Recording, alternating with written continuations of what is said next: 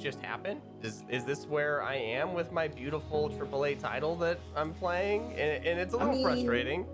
A little bit of that is we have to recall that even when The Witcher 3 released, it was a mess. CD Projekt prides themselves on making things run on a humble toaster. Yes. It will run on a humble toaster. Will it be good on the humble toaster? Will it work as intended on the humble toaster? I mean, the Xbox but it'll One, run. The PS4 are kind of the shiny examples of that. This should have only released on the next gen hardware for consoles, at least.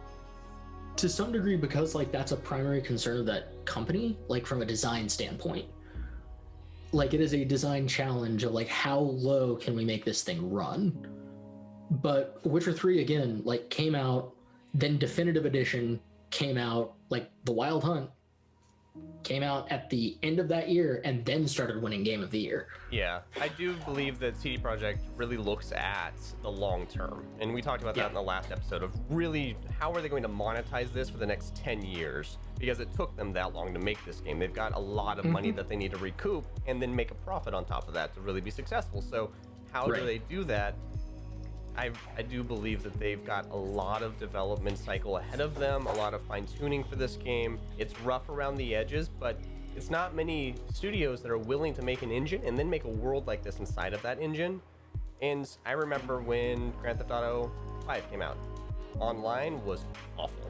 But now, it's gotten to a pretty stable spot. It takes me 45 minutes to load into a game, even with a beefcake computer, whereas Cyberpunk, it takes me a few seconds. Honestly, I'm shocked every single time I load into Night City and I have a fast load time and then it looks as good as it does. I'm running into memory leak issues, honestly, with my play. So after about an hour maximum, my performance starts to degrade all the way down. And I found a couple people that are having this issue. It's not a super big bug, but it does click on and then just start to degrade over the next little bit. So I think those will start to be refined as more people add hardware data to the pool and they can refine around that, but they'll get there. Yeah, and there's other things that add to kind of, the tricks of, because there's so many tall buildings that serve effectively as terrain more than anything else, you can kind of hide things behind them. Yeah. So you're loading relatively fast just based off of your skyline. The other piece with that can often be frustrating is that it feels like the buildings are just terrain more than anything. Yes. Because unless you're going to a very specific marked shop, so in the area you enter, it's kind of like you see a building, but you can't go into it because there's not that's not part of the story or the mission or something. So you can't literally go into every single building you can see. You can only go into some smaller percentage of them. Yeah, and the ones that you can are fairly intricately designed for all intents and purposes. The mega apartment buildings that you can explore, the bits of them that you can explore are very lovingly put together. But there's still that frustration if you're walking down the street and you see stores with signs, can't go into them. And I don't doubt that somewhere along the way they'll find a use for a lot of this real estate that they have created. And I started with a corp, was my base, and I haven't really left much of the core north portion of the game. I've been clearing as I progress through the story, just mass clearing out all the missions because that's my play style, as I'm a completionist. And I've made it through maybe 2 or 3 of the neighborhoods, like completely through with them.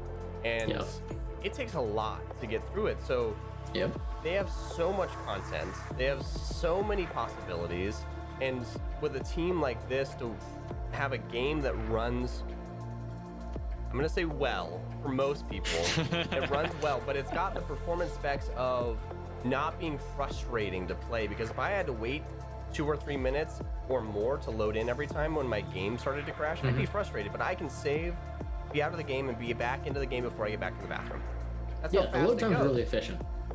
So I think they've got the right foundation for this game to be able to expand and drop content forever, whether they do a multiplayer online experience with everybody being able to hop into Night City and hang out with your friends, or if they just keep it single player, because this feels more like that Witcher / Skyrim Fallout feel more than it does a Grand Theft Auto. It has that more intimate looting experience where you run around and can pick up so much that you're overwhelmed with the possibilities in front of you. And that was like the true experience of logging in the first time, is that I felt overwhelmed by how much was going on in this game. There's not many games that have that experience. Yeah, and the game, it doesn't inundate you with information, but it inundates you with scale, which is interesting. Some of the issues with the writing, of course, are still there. It really tackles cyberpunk as a genre kind of at a very surface level, in my opinion, using it almost more as an aesthetic background than anything else. I mean, you look at, for instance, so we're going to just dive right in deep here. So a lot of like the cyber... We got to do the intro after you dive in deep. So dive in semi-deep, and then we got to go... Yeah. So a lot of like cyberpunk stuff that we see as a genre of literature and media focuses in on this period of the 80s that's turbulent. You know, people are worried about the US collapsing post-Reaganomics. People see the rise of Southeast Asian economies, specifically Japan, without really acknowledging that a lot of what was going on at that point was US-backed politics and US-backed kind of economic booms. So Japan gets put up on this pedestal as like the economic superpower. And cyberpunk sticks with that rather than like swapping it out for a much more reasonable kind of in the modern age China, South Korea, or unified Asian bloc. And so it sticks to a lot of these really weird sort of aesthetic cues of cyberpunk from the 80s without really digging deep into them. It feels like a kung fu movie. A little bit.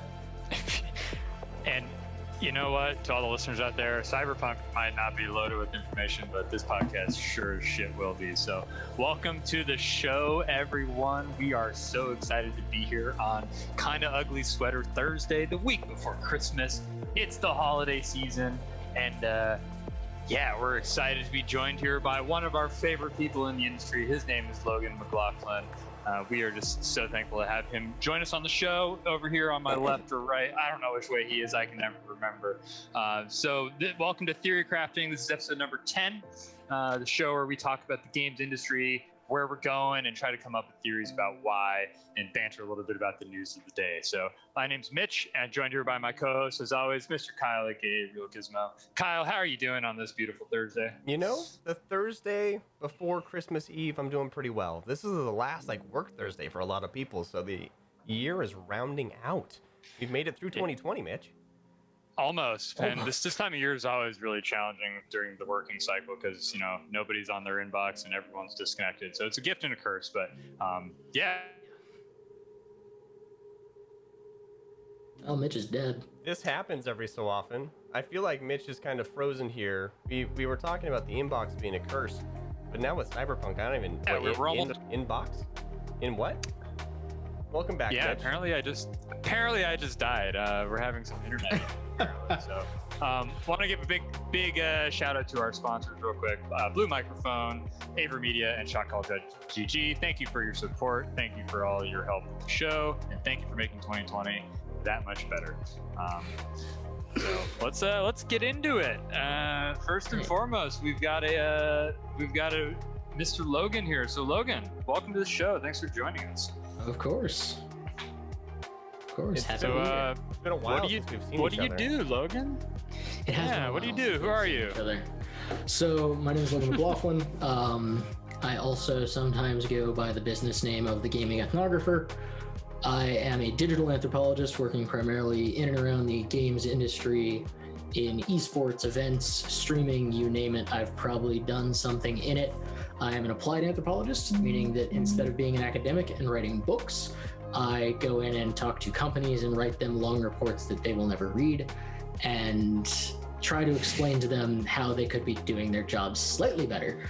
And sometimes they do read the reports, but most often they read the slide deck and then ask me lots and lots of questions. So I do research on people. That's the short of it.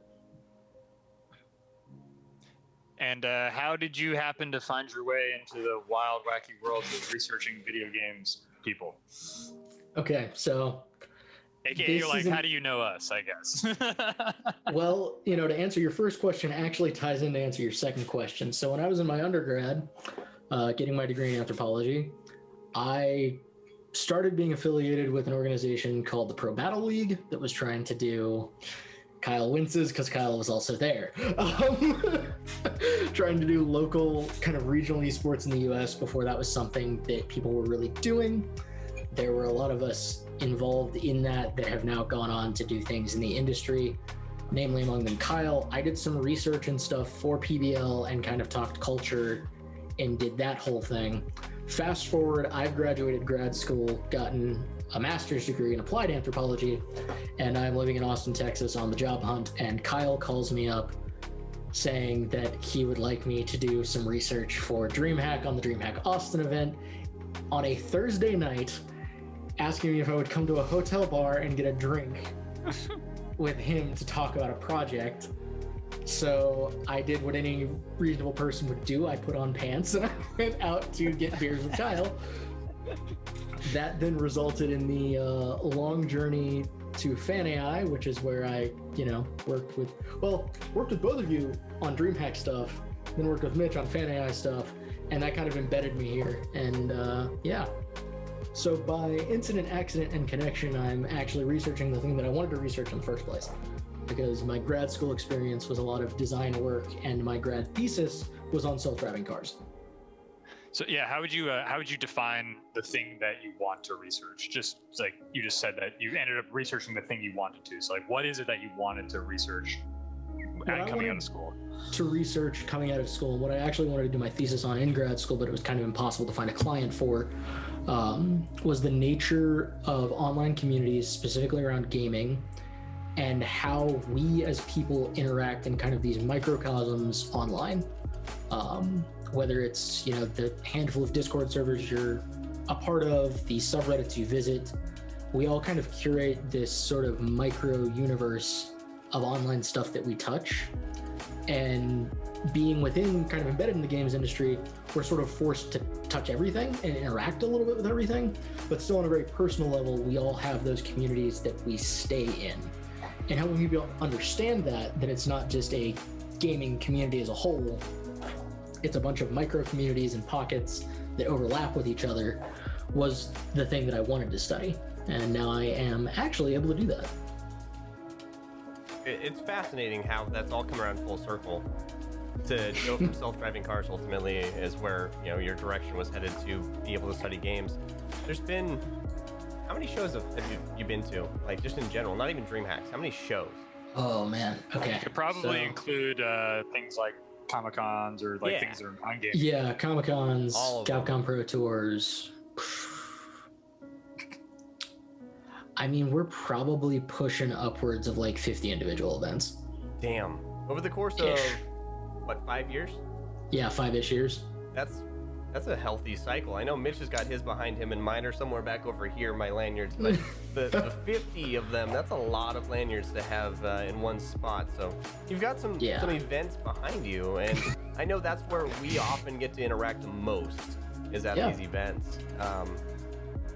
Where do you normally end up when you're at them? And I know you normally ask for stuff to give to people, but what are you actually doing with those people that end up with that free stuff that we give you?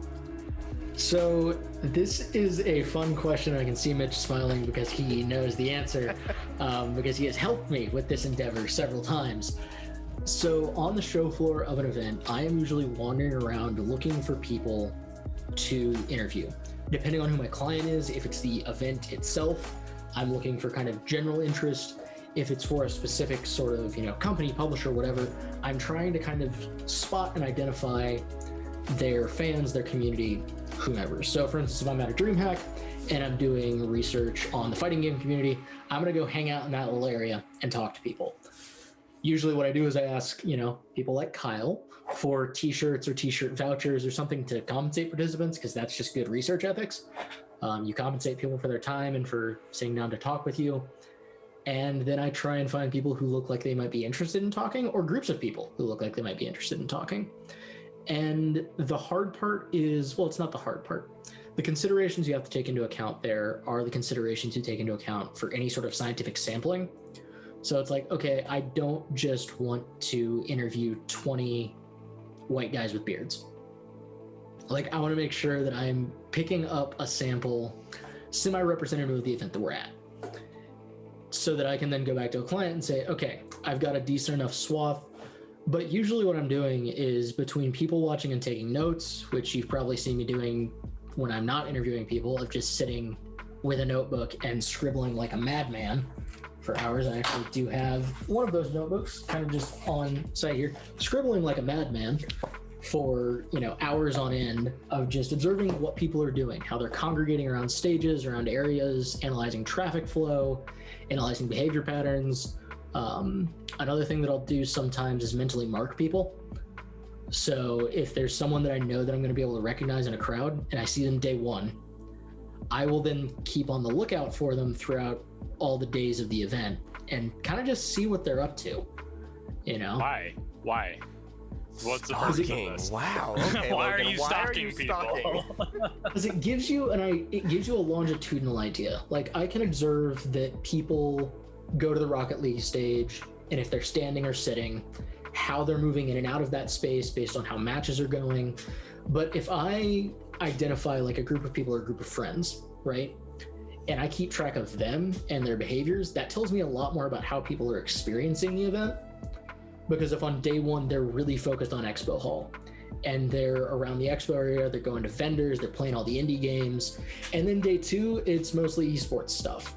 Maybe the tournament that they want to watch is there. There's still some Expo Hall, there's still a little bit filtering out. Maybe they disappear in the middle of the day to go do something around town and they come back. Like, it's easy to keep track of distinct groups a little bit better than it is individuals. But it's almost like once you're actively paying attention to faces in the crowd, you're looking not just at the way that you would experience an event, but the way that anybody else would. And then that can inform like design decisions around space, or around how you do a booth, or around like how you organize your content, right? Because if you have an understanding of how people at large are experiencing the thing on kind of a day-to-day basis, as opposed to getting their retrospective on it on a survey, you get a little bit more depth to your data. It's hard to wander around a show and be able to regurgitate what you did and saw that day, isn't it? Yeah. There's so much. Like, I know Mitch and I have spent hours and hours dissecting the shows that I've built with DreamHack.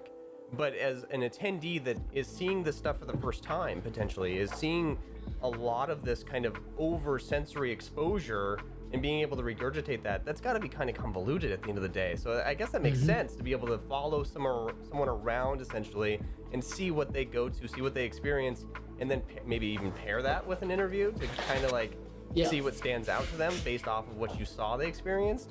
That would be fascinating to look at that kind of information. Well, interview attendees are actually some of the easier ones to kind of do that sort of track on, especially ones that interview day one. Is that it's like, okay, I recognize you. We had a 15, 20-minute conversation. So now I'm just going to like make a mental note when I see you for the rest of the weekend. Like, what are you doing? Did you buy merch?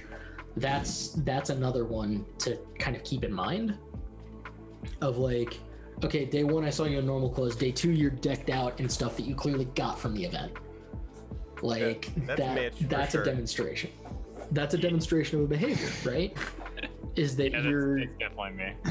You're looking at what people do. And from an anthropologist perspective, you know, there's a lot of cultural significance to that, because there's this kind of ritualization of garb that people wear to events.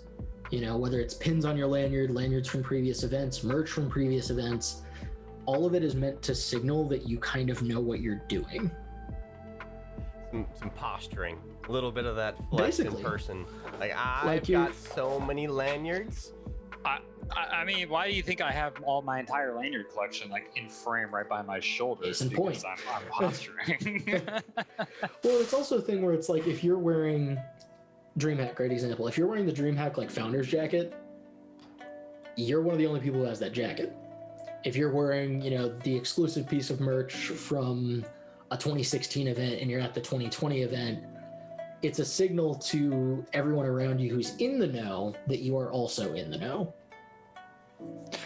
So would you say that this kind of behavior is maybe more or less prevalent with gamers, or like take the gaming population to like a wider population? Like, would you say that this kind of like signaling behavior at events is atypical, typical, normal? Like, kind of where how would you kind of talk about that behavior? It's normal in its own way. If you're looking at it in comparison to like sporting events, you know, people who, or concerts, you know, people who save concert tour shirts, same basic idea. If you went to a Metallica concert in 93 and now you're going to one in, you know, 2012 and you've got the 93 tour shirt on, like, you are demonstrating the depth of your fandom. Same with sporting events, NASCAR, Formula 1, whatever. Like, commemorative merch is one of those things that is a ubiquitous part of kind of a consumerism of fandom, as it allows you to mark yourself in a way that is distinctive. So I would say that it's not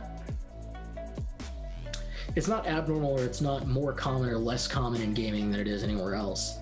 I just think it manifests different because there are multiple different ways to do it in a gaming sense. You know, you can have merch from different events that then interplays into the same thing.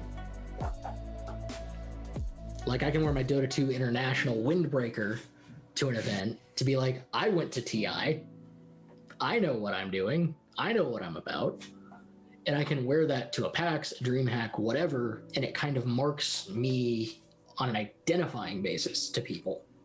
It says you cheer at graphs.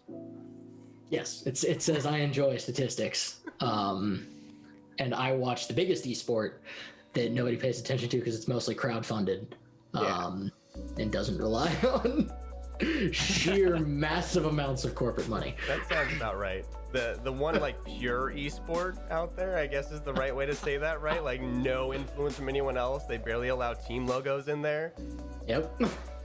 It says TI or it says nothing is kind of the approach that they take with that. Well, I guess when you're on, you know, that level of, you know, got that Volvo money flowing in there, right? Like, yeah, that's part of the allure of TI, right? It's TI. You get to make the rules. Well, that's the thing, that as I got into sort of the esports world, and as I saw more of the corporate side of the esports world, right? Because we're at this interesting crossroads. I have, in a tongue-in-cheek way, sometimes called it corporate imperialism, or corporate colonialism, or corporatization. The idea that you've got basically like, oh, hey, video games are profitable and the millennials like them. We at Legacy Media Company would like to buy into this new gold mine, and we would love to know the natives. And I think for me, it's the anthropologist's burden. Not burden, but it's like the curse of anthropology, right? Is that in the golden age of imperialism and in the early 1900s, when anthropology was a discipline that was founded, you had people that were going in trying to understand, you know, the local populations of places that were primarily imperial controlled by whomever, with the whole idea being like, it's a fascinating thing to learn about. And now we're just kind of in the same space, except for people want to know, you know, why do people like car soccer? This in no way reflects any work I've ever done. We at the BMW Corporation would love to know how people interact with car soccer. Can you tell us about the car soccer people? We want to know of their religion and customs. He's way over there, like on the far side of the screen. If you're looking at your far right, he's over there. If you want to study him, well, that's the ask. Is it's this? You package it in the same box of like, we want to understand the local population so that we may better rule over them and exploit them. All I can see is Mitch hunched over that Rocket League thing behind him, cutting it out behind this. Like, as we're tearing down at a DreamHack show, because that's how that thing wound up behind him. But he's like this savage that will just consume someone cannibalistically. With a screwdriver, by the way. All right, I used a screwdriver to cut that out of the set of DreamHack Atlanta. All right, we have something for him to use to cut that out. Yeah, no, there's no saw. There's no saws at a DreamHack event. Let me tell you, there's only freaking flathead screwdrivers. So Logan, so I love this analogy of like the corporate imperialist is pretty silly, and a lot of the work that we've done, Logan, together is around sponsorship and around esports in particular and gaming events in particular, with this idea of like monetizing esports fans. So what's something that I guess you've kind of given us the perspective of like what the brands are coming in, kind of how they're operating. Right, we just want to learn about the natives and know their religion and kind of throw money at them. Maybe what's something you've uncovered about like brand integrations and sponsorships in the esports space that maybe it's a little unexpected, or maybe something that brands aren't really thinking about, right? Like what's the, give me a little piece of a little nugget here that I don't know, I'm a brand, I want to spend a bunch of money, but I don't want to be patronizing. So like, how do I do it correctly? How do I not get eaten by the cannibals? Yeah, how do we not get eaten by the natives? Well, that's the ever-present thing, and that's the thing I think I've uncovered most is the importance of small-scale communities to these sorts of interactions. And it's not like everyone wants to look at gaming as a homogenous space. We want to look at esports as a homogenous space. We want to be able to say, okay, we will throw X amount of dollars at whatever, or we'll throw it at the biggest thing. But that looks really disingenuous, and it puts kind of a stigma at the top, right? Because you've established that like you only care about the widest reaching thing, you're just trying to hit the lowest common denominator, you don't really understand the world that you're getting involved in. You are showing up with, hello fellow gamers, how may you do? I too am meme-tastic, and I will teach you about Fortnites. But what people aren't focusing on is like the day-to-day use case stuff. Because let's be honest, even though we all watch esports, we all, play games that are related to esports titles, our day-to-day interaction and lives and where we really communicate and connect online are in these sort of small niches that we've carved out for ourselves, whether it's, a Rocket League Discord server or an individual small streamer we kind of watch or hang out with. We know the big names. We put the big names on in the background when we're working and doing stuff. We don't interact in the chat of those. The chat is a screaming crowd. It's huge. It's massive. Nobody interacts there. But you can probably name a couple of communities that you have that aren't necessarily work related, that you exist in on a more social level, that are of a size that's more moderate and manageable for your socialization, even if that is kind of based on position in industry, related to industry people, of like the side chat that you've got where, we sometimes talk about work, but we don't talk about work. We're here to play Rocket League, or we're here to play Counter-Strike or whatever. And it's those communities that get overlooked from a sponsorship perspective, rightly so to some degree. But it's this idea that it's like if we throw money at the problem, we'll get people to be loyal. And there's lots of weird misconceptions around what that means.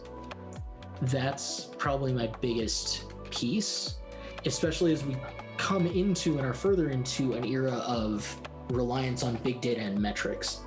There's an idea of quantifying everything, right? We've got to quantify the loyalty, we've got to quantify the turnaround, we've got to quantify the ROI on supporting this thing. But there's a lot that you can do as a show of good faith in a community that builds more of a long-lasting relationship with people if you engage with them as people and not as consumers of numbers. Because the temptation a lot of the time now is like reduce it to number, show me big number, show me how to make number bigger. And I think that's a paradigm that permeates even down into kind of gaming as a whole, right? You know, we've seen a rise in the past 5-ish years of min-maxing culture in everything, right? You know, you go to a streamer and they're playing a game, and if they aren't playing it right, chat is putting them through the ringer for not playing it right because they're not optimized. They're not optimal. You know, it's like the idea that the bigger the number is for whatever, that we've quantified this worth in a way that's tangible. But a lot of what I end up studying is the intangible, and that's why people end up coming to me, is because they aren't able to answer those intangible questions.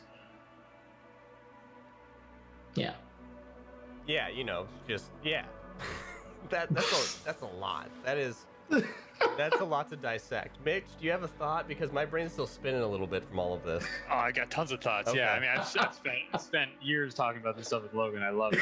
I love this idea of making understanding the intangible, right? Like this idea that you can't just quantify everything. And I think this is one of the biggest misconceptions in sponsorship, is that you know, it's like, what's my CPC, what's my CPM, like Yep. what ROI am I going to see for this $100,000 or this $1 million or this $50,000, right?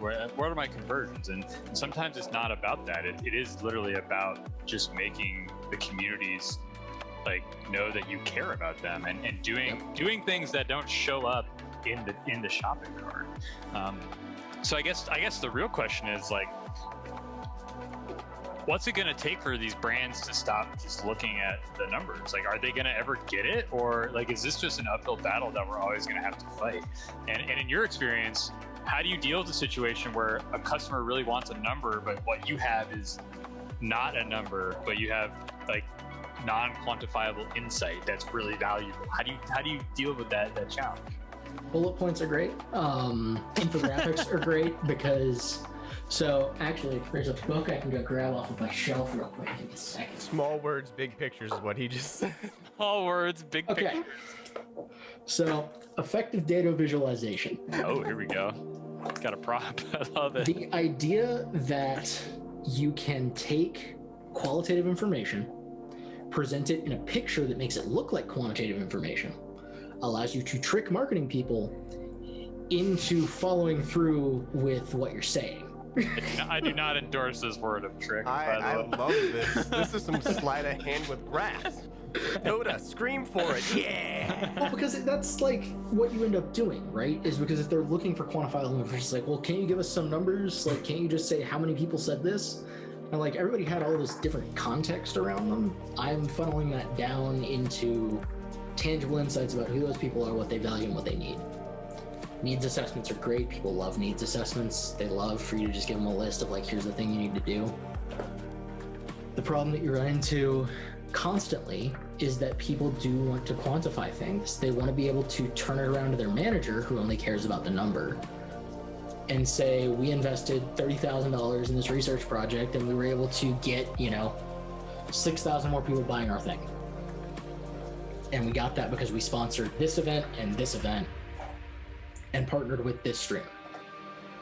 But it's almost like people don't realize how saturated marketing is in people's lives right now. To go back to what I was saying before we started about, mundane dystopia, mundane cyberpunk, we're living in it. Like, I talk to people on marketing sides of things and like, how do we build awareness of our product? And I'm like, people exist on the internet. They are aware of your product because you're everywhere.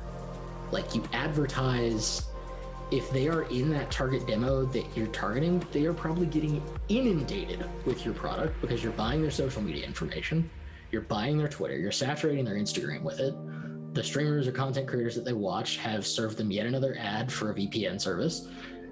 They know that you exist. What they don't know is if you care about them or know them. Care? Wait, we're supposed to care about the people that we do business for or with? Wait a second. And that's the other piece, is that it's like the concern is so baked in with this idea of conversion and loyalty of like, we want to bring people under our banner so that they are loyal to our product. And then you talk to people about user journeys of how they shop for things. PC parts, great example. there are PC parts that you like. There's multiple brands of PC parts that you like. Being in this industry and probably building your own machine, working with a variety of stuff, there's a variety of different things. But there's also other factors that go into your decision making about that. You know, if it's post-show and there's a free rig, you're going to take that free rig. Doesn't mean that you made the conscious decision to get the gaming chair that was used at the event. No, but it was a better deal that you were going to get anywhere else on the gaming chair. Does that mean that you're loyal to said gaming chair company?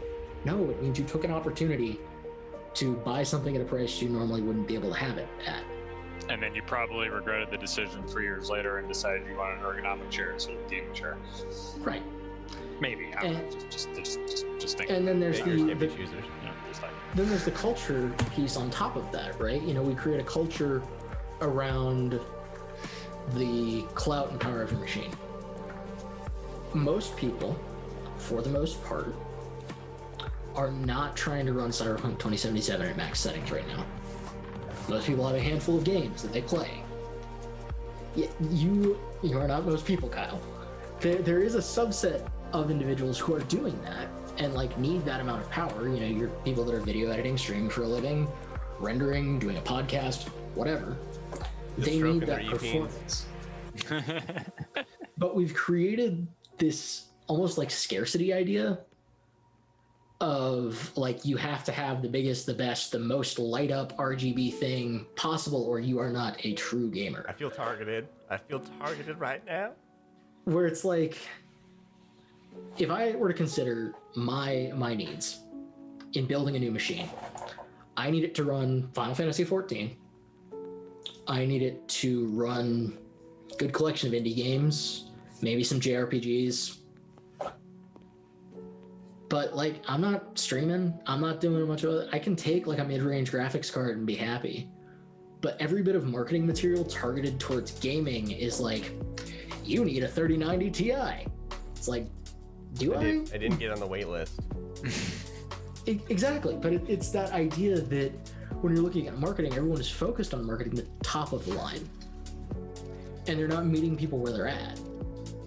Or trying to understand that that's where people are at. Because we've kind of all created this narrative collectively that like that is the apex of what it means to be a gamer.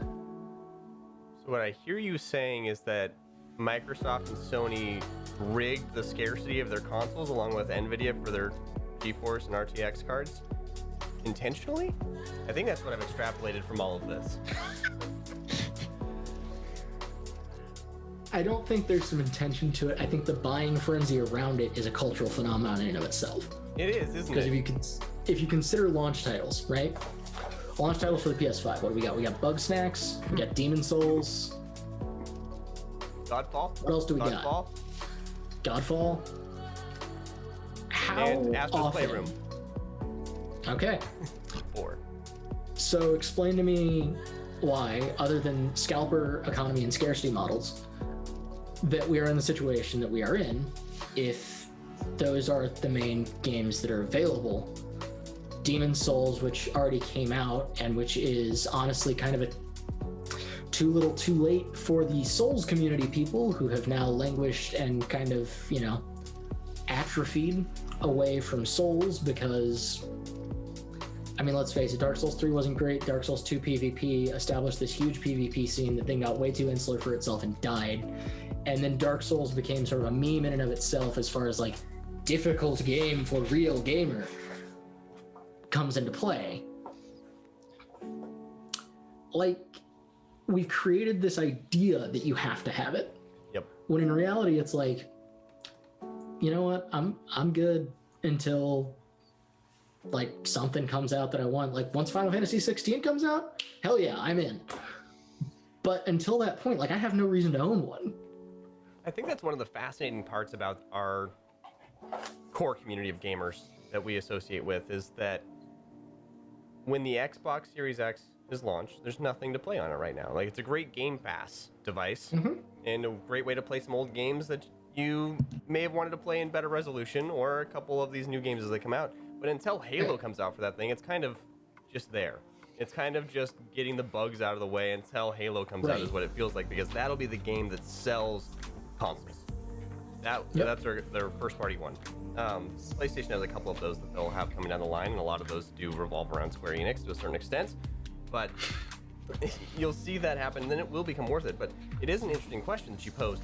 Why are people paying over $1,000 for these consoles, double what their market value actually is, with nothing to play on them? It's all about just, I need to put that picture on my Instagram. I need to put that picture on my...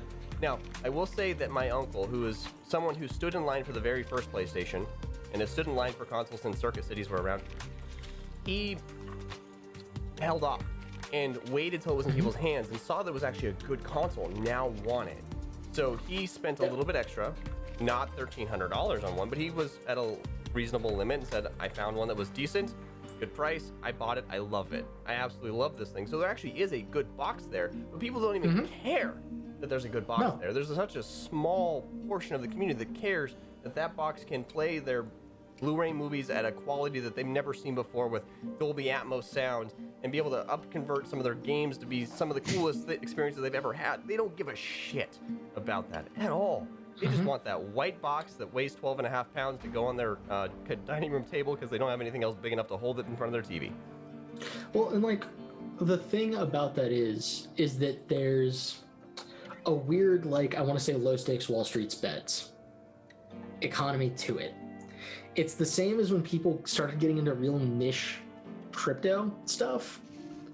Like altcoin trading or something, right?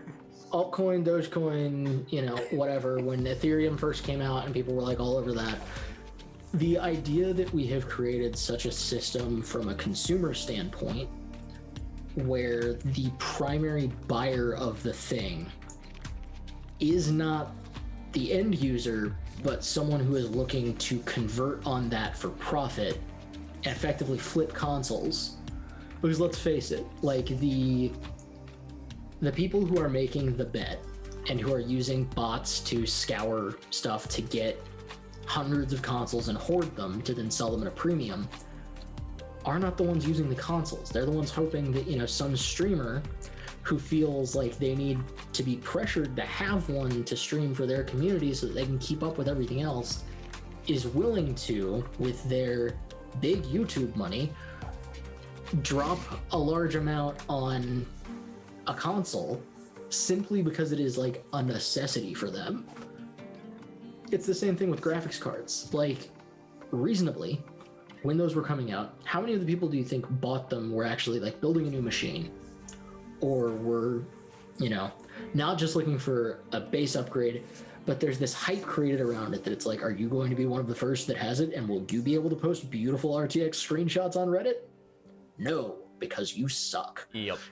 Your bot wasn't good enough to get you this spot in line, so you didn't get a card. And you introduce the concept of bots to it. Because I remember when I bought a Switch, I was like, I'm going to wait on getting a Switch. It's launch day. I'll wait a little bit because there's just Breath of the Wild, and like, whatever. And I was working from home before my wife left. She's like, you should just go to Best Buy and see if they've got one. And I just went to a Best Buy in North Austin and picked one up. And they just had them. And, there were people who had been waiting in line. There were parents who were like, I need to buy two so that both of my children have one.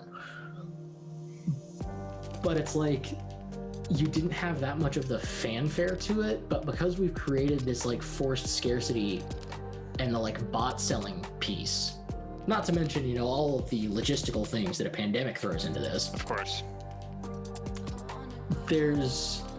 You create a scarcity culture that makes people panic, and then people are more likely to just buy them. And then you commodify it to the point where it's like, oh, well, now it's worth a lot more. So now you want to buy it for the higher price. Are you talking about toilet paper, or are you talking about new consoles? That's what I thought you were talking about. The exact same thing. And it's the exact same type of person, really. Like the people who were mass buying toilet paper at the beginning of all this and then selling it on Amazon for 3 times MSRP, it's the same type of person. It's the type of person that, like, based on economic models of Western society, they do not necessarily have the capital to buy in on stocks. So they will take small time bets when they can and extrapolate out from there in hopes to turn a couple $1,000. I saw this applied on a large scale back when I was buying an iPhone, and I think this is the only time that I've seen what we're experiencing now with these consoles and graphics cards done in person. So it was back when Apple forced you to buy the phone at a store one year, and they didn't have any online sales, and I was out in line outside the mall at around midnight, 1 a.m. There was already 70 people in line in front of me and my friends, which is unheard of for a midnight launch, until I started to piece it together over the next couple hours that there was someone there that was feeding and providing snacks, water, and pay for every iPhone that the people in line bought and gave to them. They were buying the phones for them and sending them off and selling them abroad because they weren't released yet. And it was ingenious. I hated and loved the guys at the same time, but with bots, it's different. But they were just enabling those people to be bots at a mall. Effectively, it's the same thing. It's exactly what it was, and they were just controlling all of those bots in line at a mall. It was much simpler then because they didn't have to scour the internet for everything, but that's what we've done with this bot culture online now, is made it so no one else can get the market or in the market to buy one of these things. It's essentially a DDoS of what's available. Now, have you seen the subreddit around trolling these people that have bought these consoles? It's one of my favorite subreddits right now. And whenever I've had a little bit of a frustrating day, I go on there and I watch these people that are trying to scalp these consoles getting toyed with and hours of their life wasted, and it makes me so happy. What's the subreddit called? It's trolling the scalpers, I believe. I think it's just trolling the scalpers, or trolling scalpers. Trolling scalpers. I'll pull this up to make sure that I'm accurate while we continue to talk. But that concept of now that it's become a meme because it's become such a part of our society, this isn't going anywhere. This is only going to keep getting bigger and bigger business for people to buy bot services, to go buy the things that they need. And I believe this stemmed a lot out of concerts and sneaker culture, if I remember correctly. Concerts, definitely, somewhat sneaker culture, and just limited release online merch in general. Supremes, those kinds of things. Yeah, or like merch drops. The idea of a merch drop actually is where a lot of this stems from. Is the idea of like, this merch will only be limited available under these conditions for this amount of time. I definitely fell into that. The Chive was something that I really loved for a long time, and their shirts were so cool, and they used to make them in limited runs. So I definitely have a fair amount of those shirts and got sucked into that, but I liked them. They were cool, and they meant a badge of honor to that community, so it made sense. And I guess that's what you're buying in the long run with these consoles at this point, to go play games you already have played potentially, is I now have this box. I have the status symbol. And like, there's that piece of it that relates to how we show ourselves to other people. There's also the piece of it from a business standpoint that doing limited runs of things where you accept pre-orders allows you to turn a profit much better because it's reliable. You do not have to worry about having overstock of your t-shirts. You know exactly how many of them you're selling. Like, it's a brilliant small business tactic. And so for a lot of these companies that, were starting out as like small media, online companies, whatever, it was an acknowledgement of the size of their fan base, of just like, okay, we do not want to bulk order 500,000 shirts to just keep in perpetuity. Yep. So we're just going to buy shirts for the people who order them. And in that way, we put in the shirt order with the distributor. They send us the exact number of shirts that we need. We send them out. We know how much money we're making. We know what that looks like end to end. You talk about that model and what we just talked about with these consoles and these new pieces of hardware that are coming out. Every single one of them is accounted for. Every single one when they first released. And how many of them by actual people versus people that are stockpiling them to resell them, it doesn't fucking matter to people like Sony or a Best Buy or a Target, whoever's selling, whichever retailer, they're still making astronomical profits off of these, or not profits, but sales numbers off of these things, because I bet you they're not making a ton of money off of them actually buying that one console there, but that loyalty that they gained from Target got me my PlayStation, so I'm gonna go buy my games at Target now is probably what they're banking on, isn't it? It's what they're banking on. It's also the fact of like, oh, well, that's $600 in Target's pocket or whatever they take off the top, right? Yeah. It's the idea that we, from that perspective, right, and from the big business, going back to our analytics conversation, from the analytics perspective, it doesn't fucking matter. Like, we sold all the consoles that there were to sell. Yep. Doesn't matter that every person in our community is getting gouged, but they succeeded. As far as our metrics are concerned, as far as the sales figures are concerned, every console sold. It was a beautiful launch. Most and ever, we did so good. All right, I'm not going to let you poop on metrics too hard here, because as the resident data guy, I can't let you throw too much shade at metrics. But well, I'm not throwing shade at metrics. I'm throwing shade at how people use metrics. Like, there's a responsible way to use metrics, and having worked with you, I know that you know how to do that. But clip it, chat. All right, so Logan, with the last kind of 10-15 minutes here, we want to transition a little bit and talk a little bit big picture. So we got 5 questions. I'm going to ask you all 5 of these.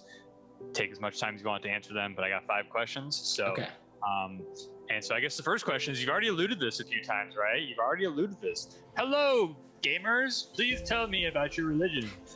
So who are gamers, Logan? Like, who are they? Ooh.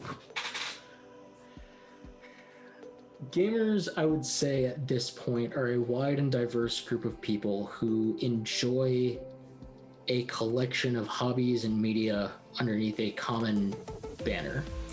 I don't think that you're able to say that there's one monolith of who gamers are, because, you know, you've got so much community overlap there, and that's the problem. That's the design problem that I try and pitch so often, is like, gaming often gets nested under general geekery and culture, which has overlap with comic books, movies, anime, sci-fi, but since this has all gone kind of into a mainstream direction, now it's just a subset of people who are passionate about certain subsets of things. And often what we end up doing is we create what we call in anthropology is a us versus the other mentality. Othering is how we organize our life in a way where we only care about the people who are us.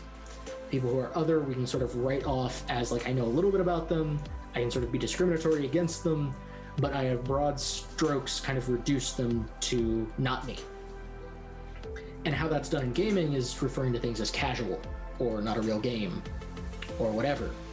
You know, you can refer to someone who plays mostly indie titles as casual or not a real gamer, because they're not excited for Cyberpunk 2077, or they didn't buy a PlayStation 5. Scrubs. And so, yeah, even that idea, it's baked into the language that we use. Much in the same way that we see a lot of flack around streamers in a more variety category that do more than just game. Especially things like, and I could spend an entire podcast talking about VTubers, but you look at that subset where it's gaming, it's just chatting, it's interaction, but it's done through this intermediary. It's still gaming content, and it's still appealing to gamers as a whole. But I make a point, even when I'm doing interviews, to stray away from just the most hardcore gamer, because ultimately, like, the hardcore gamer people out there who are dedicated, who are monitoring all the news, who know the exact specs of their computer, they're making decisions on a completely different level than someone who's going to a DreamHack for the first time, playing on a PC free play rig, and is like, oh, I could use a new computer, I guess, but I don't really know where to start.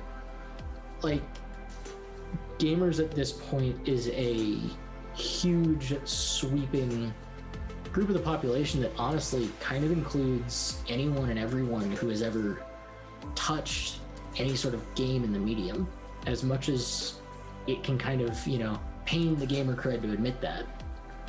Because no one wants to admit that, you know, it's just as valid to play a mobile game as it is to play, you know, Dota. That feels like blasphemy, but I'm going to hold my tongue for the rest of that. We've actually talked about this in process. It's funny that you mentioned it. Uh-oh. Did Mitch get quiet? Mitch did get quiet. His mic is very quiet. Did you scroll the wheel on your microphone? Is there a reason that you got soft-spoken on us? Can you not hear me anymore? We can hear you. It's just a little bit light. I'm just hoping sound that we like can you're pick talking this from back up. miles away. Really? Well, I mean, it sounds clear. That's the weird part. It just got quiet. Okay, I think Spectrum. All right, just enunciate clearly on the next question. Yeah. So, all right. So, what's the most surprising thing about gaming culture that you've learned during your research? I think it's the sheer amount of overlaps that any given person can have. because you go in kind of with these preconceived notions of like who plays what. And a lot of the time when you get down into the nitty gritty of what people are actually playing, yeah, there's some crossover and typology to it, but there's just a sheer amount of like weird niche patterns that you can track through things, like the fact that Legacy Soul Calibur players also kind of ended up in Dark Souls PvP for some reason, but then a lot of those same people also came from the Final Fantasy Dissidia PSP game bracket kind of into that because they fight similarly. But then you look at the things of, you know, obvious crossovers like fighting games and anime, but even the not so obvious crossovers of like, okay, people that play RTS games and 4X games may also like stray into really understanding indie titles. And so it's always a learning experience of like who people are at the end of the day, and then how that changes over time. You know, as people move on through their lives or move through their lives, as games develop and as games sort of expand, you find a lot of people that, from a self-professed standpoint, they're huge fans of games with lots of in-depth lore and 300 hours in JRPG type people, but that's informed of like their perception of themselves. You know, they played a lot of Final Fantasy games when they were younger. They, you know, 100% various RPGs of the classic era. But now they've got a job, they've got kids, they're in a relationship. They may complete one of those games every year, but they still follow those, they still love them, they will still casually dabble in them. And they're the ones who aren't necessarily complaining when the campaign of something is more manageable and respects their time. They still want that depth, and they still want that grandiosity of story. But they're also the type of people that it's like, no, I like my bite-sized mobile game because I can fit it into my day reliably. And it's something that I can do. There's not much more of the aging of a gamer, like the sign of an aging of a gamer there, than the I want my games to be shorter so I can consume all of it. And yeah, it's odd to see that shift happening as we've aged. And as we get older with gaming, like my uncle is probably what I see as the oldest gamer out there, like hardcore gamer. I know there's a couple that trail on the older side of him on the curve, but there's a certain like critical mass that we're moving into of the generation, the kids of that generation that have been gaming for so long. But where are we going? Where is gaming going to end up next? And you know, 2077 is kind of a number that we've been targeting lately. I don't think we need to go out that far, but like 10 years from now, where do you see gaming ending up?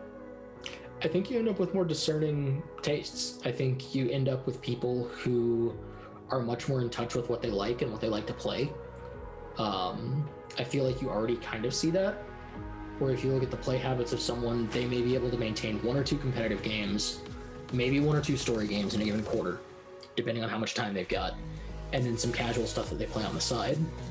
And I think that what we're seeing, at least what I'm seeing, is people coming into this self-awareness of like, I know what I like. Oh, I turned green again. Sick. Logan's coming to green. you from the future. Cyberpunk Logan over here, rounding out our questions for the evening. Yeah, I am now here from the future, reporting to you live from the bunker. But I feel like you're going to get people who are more discerning about what they want. I feel almost like there's a little bit of hype dying down around AAA games because you know that you can experience them through your favorite streamer, through YouTube content, and you can have that on in the background while you are playing that game that you are super passionate about. Where I'm seeing this most right now is in and around JRPGs, because there's so many and they're so long that it's like, okay, I'm going to pick the franchise that I'm going to play this year, and when that game comes out, I am going to log the 110 hours that it takes. But that's a game that I am going to complete over months. It's not something that I feel like I have to complete in the next, 6 weeks so that I can prepare for the launch of the next thing. Because there's all these other games that I play casually and on the side, but I'm going to take this, and like a good book, I'm going to enjoy it. Yeah, it's almost worth waiting for all the DLC to come out nowadays, isn't it? So you go through it in one go. Exactly. Which is interesting because you do see that in JRPGs. If they get localized, you'll sometimes get the definitive edition that already has all the DLC included. And so it's like, all right, I'm just going to sit down and, go through that. We've Netflixed our lives so much, let's just binge through this whole game as well. 110 hours, that's nothing. Yeah, or even not binging it, but just like the understanding of this is my game that I'm going to devote passion to. Yeah. And so it doesn't matter if it takes me 6 months, I'm going to do it, and I'm going to do it at my own pace. Absolutely. I love that that's more of a style that we've taken as we've gotten older. My girlfriend and I just played through Breath of the Wild and completed all the shrines and did like a little bit more of a full playthrough with it. And it was a great way to fill in some time there. Making that game live a little bit longer than just like a month-long smash through that whole thing. So there is a certain appreciation for the level of art that we're hitting with these games that I think we're needing to slow down and take an approach like that where that instant gratification level game of, I beat this game in 4 or 5 hours has its place more than ever. So a couple more questions. As an applied anthropologist, what problems do you hope to alleviate in gaming? What are those big things that you can see coming down the line that's like the Titanic and the iceberg, that if you could have warned someone about that kind of catastrophe happening, what would you want us to avoid? So actually, plug for a project that I'm trying to get funded right now. I think it's diversity and kind of inclusion and how we approach that, and not how we approach it in a policy way on the part of like, okay, we as a website or as platform want to make broad sweeping statement that we are in support of this. Like, how do we get boots on the ground work to do it? And how do we understand those communities and what they need, more so from a standpoint of that applied sense, because that's the paradigm that I sort of operate within, right? As an applied anthropologist, I am not looking to give you the deep theory on the thing. I'm looking to turn to the sponsor. I'm looking to say, okay, I have processed all of this. I have looked at the literature. Here's what you can do right now. And one of the studies I'm currently working on trying to get funded is around like the Black experience in gaming and understanding, what those communities need, not from the marketing perspective, because the amount of times that I have been asked, we want to get into the FGC, and what that translates to is we want to interact with more brown people, is like, it's astounding. But rather than looking at the core concept of, again, to go back to the first question of who gamers are, acknowledging that it's just as wide a swath of diversity within gaming, and to create real equity in that, of respecting that there are differences there, but creating access that is equalized in a way that's not just like, all right, we banned certain words and that was a show of good faith. However, these other words are still fine. And you can get away with that however you want. And we chucked money at this and put a few more people in the ad that look like you. Are you happy now? Formula says you should be. Yes. Survey says you should be. We can look at just even understanding like where those people are now, and then how they are not being supported in comparison to like where support is in other places. You can look at like Black gaming communities outside of just the FGC. You can look at how those are showing up in esports. You can look at something like, if you hold an event in Atlanta, what's your demographic look like versus your event in Texas versus your event in California? Who's coming and why? Where do people feel like they have access, and what makes them feel like they don't? Interesting. That is one of the things that I think we've shined at, right? As a community, is that diversity of that anyone can game. It's not really guarded, but it still has its inherent pitfalls. It still has inherent places where we naturally just fit into societal norms, and we often get sucked into those. In gaming, we don't have to. That's one of the joys of this industry. Yeah, or where we fall into like age-old toxicities that exist. One of the things that will never cease to fascinate me, to go back to, the VTuber concept, is that VTubing has been almost this renaissance for a lot of female streamers, because you're able to create this front of an avatar that is a buffer between like you as an individual and your chat. And so what you're seeing in those communities is A, they're a lot better moderated. B, you don't see as much like vitriol and toxicity in some of them. And C, it harkens back to kind of this pre-social media age of being online, where you could present yourself in whatever identity you wanted to present yourself. I feel like the sort of advent of Facebook pushed people to be themselves online, most of us grew up, or the three of us probably grew up in an era where it was like, don't tell anyone your real name online. Don't let people know who you are. Pick a screen name and like stick to it. Yep. Don't get into. And then Facebook came along and it's like, all right, post every detail of yourself online. And then marketing is like, yes, please post every detail so that we know when you want to buy a blender. We would very much know when you would like to buy a blender. But you're seeing a pushback of that, right? Of like, I can be a face cam streamer without a face. Yep. With a virtual avatar. And I can surmount a lot of the like weird body shaming stuff that comes in, the weird sexualization stuff that comes in. You can circumnavigate a lot of that just by like having a digital avatar as your face cam. And that's wild. And also shines a big old light on some problems. Yep, absolutely. It's more Ready Player One that we're heading towards, of being able to pick your avatar and go live a life as that avatar. In the most fundamental of ways, on Twitch at least, or YouTube at least, we're being able to disconnect ourselves from that persona. Well, it's even about like the notion of constructed identity, right? Is, there's the classic old joke of on the internet, nobody knows you're a dog, but the base idea can still hold true to that, is that we're moving back in a direction, oscillating away from this. And, case in point, there are probably a lot of people that mostly by their handle or their gamer tag as opposed to their real name. Yeah. And you will call them that in regular conversation, even if you have met them face to face. Oh, you mean everybody in the games industry? Yeah. Exactly. And so, I feel like there's that point to this whole thing. If we can respect that boundary, but also identify and embrace, because events are these weird crossroads where our digital selves interact with a real life place that is ephemeral. It exists for a weekend. And we go as ourselves, the classic old stories of like, I met my guild for the first time and, well, I thought that, such and such who played our tank was a girl. It turns out that they're a 32-year-old man from Wisconsin. We're still good friends, though. You like people, you like people. Why do you have to judge what they look like on the outside? Exactly. Well, I think this brings us to the end of our wonderful hour-long discussion about the gaming industry with you, Logan. I appreciate you so much for being on the show. This has been something that I hope we do again, because your insights are some of the most fascinating that I get to listen to ever. And without having shows to hang out at this year and have a good discussion with you, it's been great to catch up and understand more of where you think we're going and what the gaming industry holds for all of us to continue to move forward.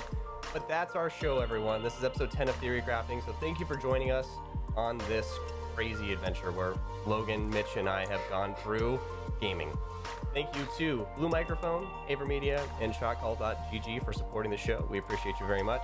If you haven't already, make sure you follow us here on the Twitch page. And if you like what we've been talking about, let us know in the comments. If not, let Mitch know. His handle is right there. Send it to Mitch Rass on Twitter, and he'll make sure to handle all of the complaints that you have one by one. He can't speak right now, so he can't say anything, so good luck. I love it. Thank you all. Have a wonderful holidays. This is the last show of the season for us, so we'll be back after the new year. So have a safe, happy holiday the way that 2020 allows you to, and we'll see you in 2021. Goodbye.